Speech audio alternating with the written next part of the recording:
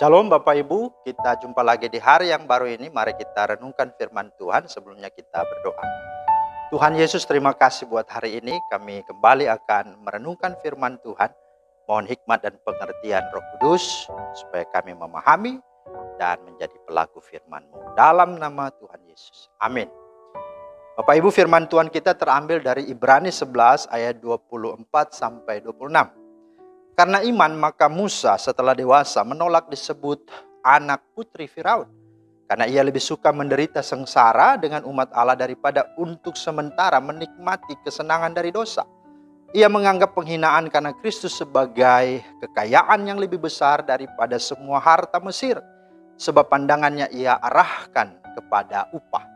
Itulah firman Tuhan yang menjadi dasar renungan kita pada hari ini. Tema kita adalah beriman berarti berani memutuskan yang kekal. Berani memutuskan yang kekal. Nah, kita tahu kehidupan Musa hingga ia bisa sampai ke Mesir.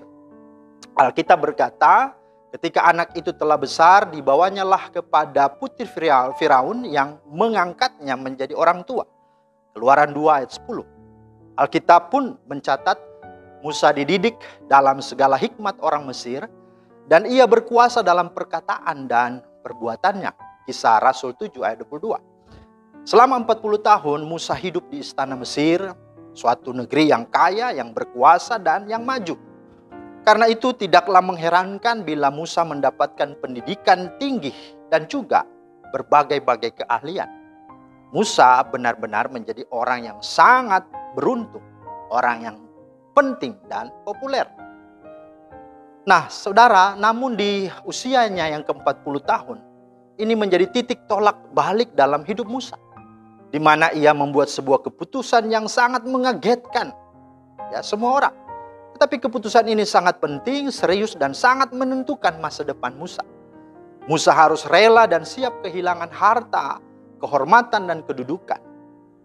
Secara manusia, keputusan yang diambil Musa dengan mengorbankan semuanya adalah sebuah kebodohan, sebuah kerugian, dan bahkan kegilaan, gak waras. Tetapi apakah itu yang terjadi dan apakah itu yang dialami Musa?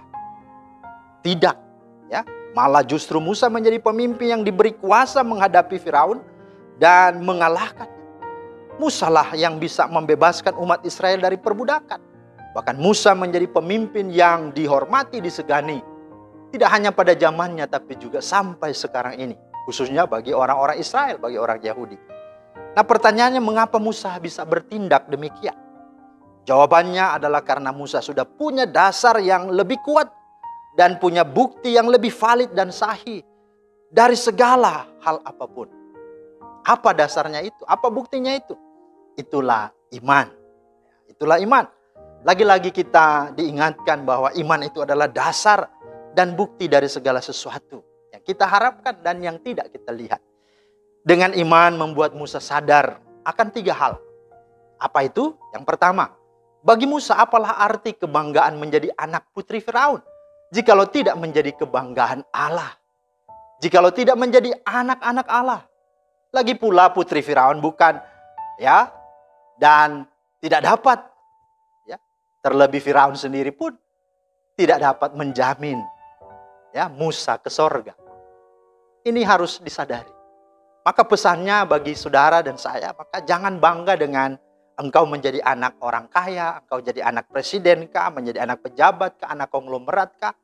Itu tidak menjaminmu.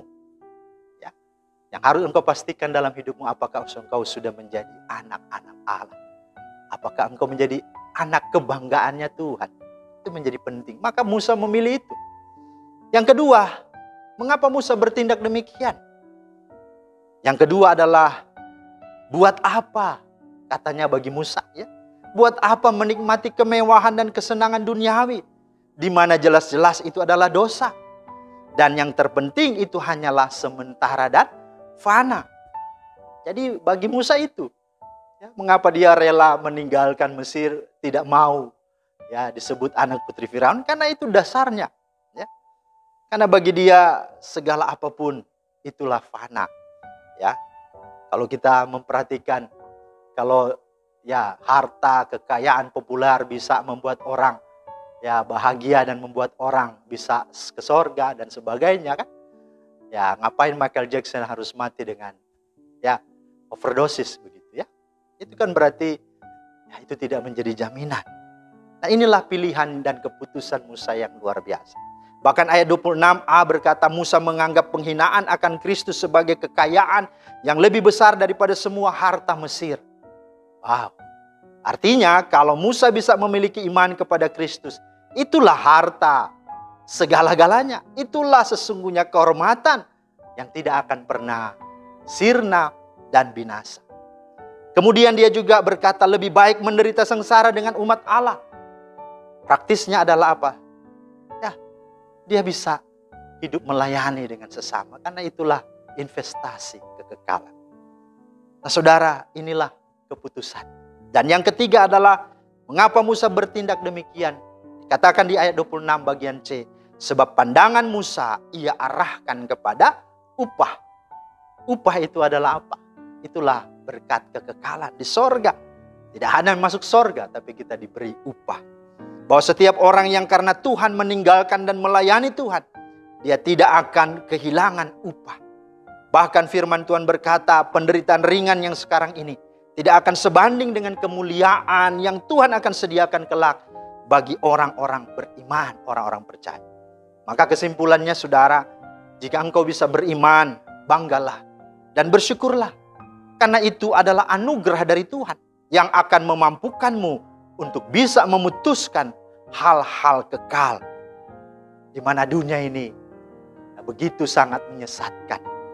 Pesannya adalah jangan pernah coba-coba melakukan firman Tuhan ini. Kalau Anda belum atau tidak memiliki iman kepada Kristus. Karena nantinya Anda tidak akan pernah siap. Anda akan kecewa dan menyalahkan Tuhan. Bahkan keadaan. Karena itu milikilah iman ini. Dan berdoalah supaya Tuhan anugerahkan iman ini.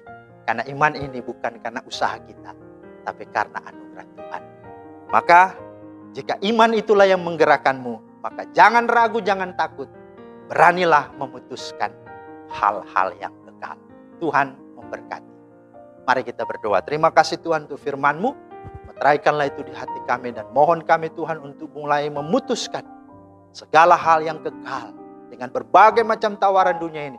Agar supaya kami sungguh-sungguh memilih sesuatu yang penting dan yang kekal dalam hidup ini. Dalam nama Tuhan Yesus. Amin. Demikianlah firman Tuhan hari ini. Bapak Ibu kiranya menjadi berkat. Selamat beraktivitas. Tuhan Yesus memberkati. Shalom.